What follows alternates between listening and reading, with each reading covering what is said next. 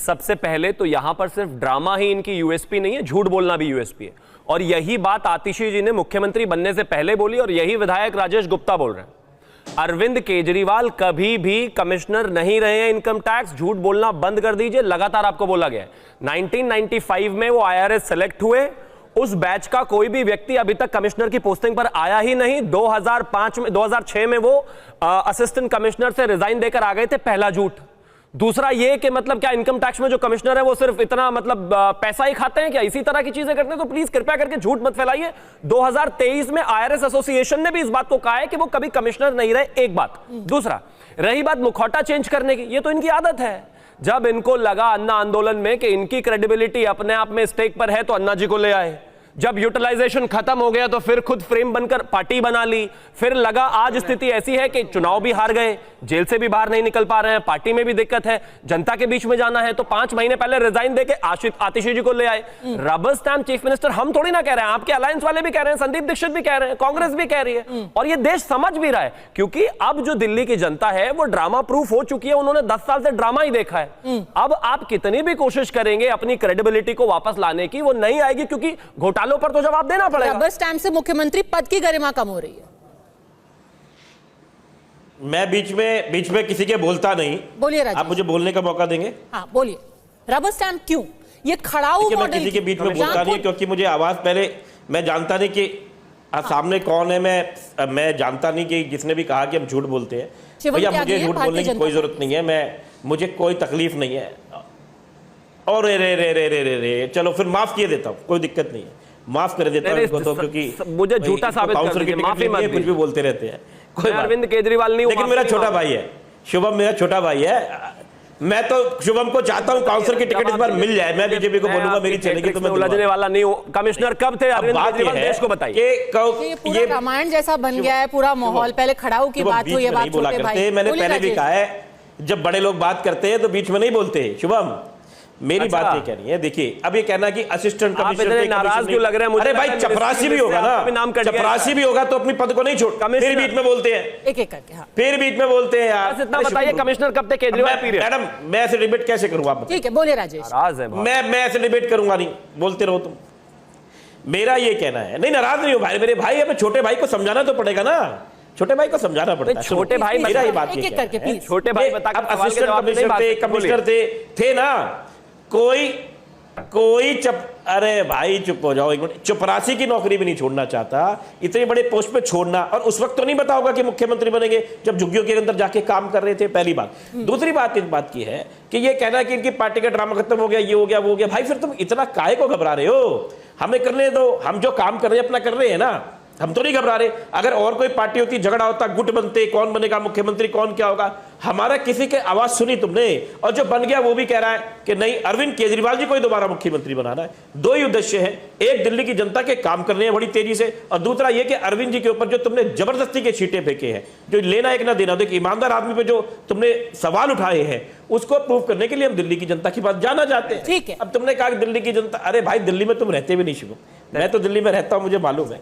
तो मैं बार बार कह रहा हूं कि एक दूसरे पे पर्सनल नहीं होना चाहिए। और हमने एक डिसीजन लिया, पार्टी ने एक डिसीजन लिया, और अरविंद जी ने खुद अपना पद छोड़ दिया।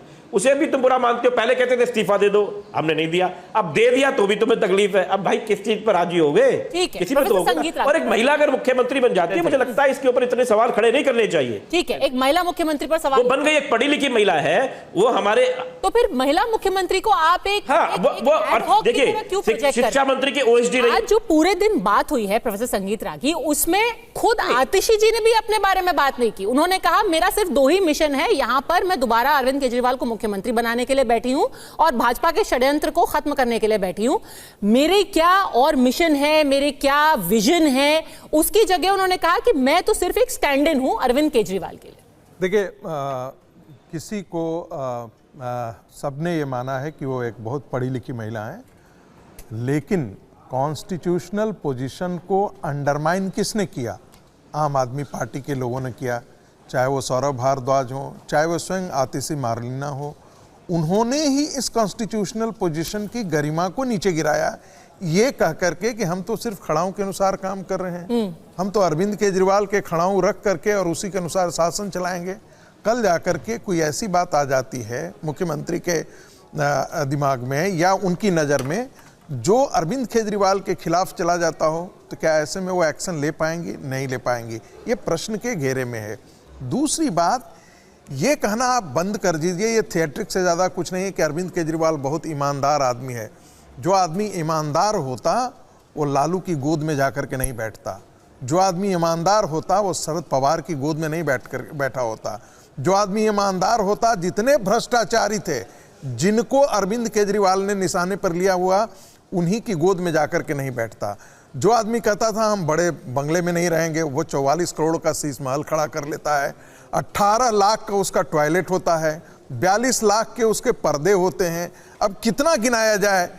एक अयास भी इस प्रकार के महल में नहीं रहता होगा जो अरविंद केजरीवाल ने अपने लिए खड़ा किया। तो ईमानदारी की नैतिकता और मापदंड को तो आप किनारे कर दीजिए। और मुझे भी लगता है हमें भी थोड़ा फोकस करना चाहिए आतिशी पे। हम भी अनफेयर हो रहे हैं कि हम बार-बार फिर अरविंद केजरीवाल पे ही चर्चा कर रहे हैं। नहीं, अरविंद केजरीवाल मुख्यमंत्री तो आतिशी जी हैं ना। दूसरी बात देखिए, क्यों इस्तीफा दिया? इस्तीफा इसलिए दिया, दो ही कारण हो सकते हैं। एक तो कि उनको लगता होगा कहीं ना कहीं उनका इंटरनल सर्वे होगा जो हमेशा अरविंद केजरीवाल कराते हैं, जिससे उनकी पॉपुलैरिटी बहुत नीचे जा रही होगी। और इसका आकलन उन्होंने लोकसभा चुनाव के दरमियान भी कहा था, जिसका जिक्र कर दिया, मैं उसे दूरा नहीं रखा। दूसरी बात, कहीं उनको यह डर होगा कि जिस प्रकार से केंद्र सरकार जो है, हो सकता है राष्ट्रपति शासन यहां पर लगाने की बात की जा रही है, कहीं ऐसा तो नहीं कि राष्ट्रपति शासन लगा दिया जाए। ऐसी स्थिति में जब एक कॉन्स्टिट्यूशनल ब्रेकडाउन हो जो रहा है कि मुख्यमंत्री को कहा गया है सुप्रीम कोर्ट की तरफ से कि आप अपने ऑफिस नहीं जाएंगे, आप सिग्नेचर नहीं करेंगे। एक बात और जिक्र कर देना आतिशी पे। देखिए, आतिशी के पिता और माता पर व्यक्तिगत टिप्पणी नहीं। 2 मिनट में आती हूँ। पहले ऑफिस की बात कर लेते हैं। अभी जो पूरा उनका जो पृष्ठभूमि है वो उस पर थोड़ी देर में बात करेंगे। राजेश गुप्ता जी, इस पे जवाब दीजिए कि ये जो खड़ाऊ मॉडल है, नाइट वॉचमैन मॉडल है, ये संविधान के खिलाफ है। और बार बार लोग पूछ रहे हैं कि इससे खुद से कॉन्स्टिट्यूशन पोस्ट को उसकी गरिमा कम हो रही है। देखिए, मैं आपसे एक रिक्वेस्ट करूंगा, क्योंकि मेरे बड़े भाई संगीत रागी जी भी है, शिवम मेरा छोटा भाई भी, और आप भी तीनों मुझसे सवाल पूछ रहे हैं, थोड़ा सा समय दीजिएगा। पहली बात, मैं संगीत रागी भाई साहब को कहूंगा कि उन्होंने जो अभी कहा, क्योंकि वो संघ को मतलब पसंद करते हैं, उस पृष्ठभूमि में आते हैं, उनको ये शब्द इस्तेमाल अय्याश का नहीं करना चाहिए था। मुझे लगता है कि वो खुद इसको वापस ले लेंगे कि उनके मुंह से गलत निकल गया। ये शब्द बिल्कुल गलत है, इसको इस्तेमाल नहीं करना चाहिए। जो घर है उनका, वो मुख्यमंत्री का घर है। अब मुख्यमंत्री आतिशी जी है तो अरविंद जी उसमें नहीं रहेंगे, बड़ी सिंपल सी बात है। और कल को अगर इनसे जीता जाए तो ये जीत लें, जो जीत जाएगा उसको मिल जाएगा, उसमें तो कोई किंतु परंतु है नहीं। ये बात अलग है, कभी जीतने वाले नहीं है।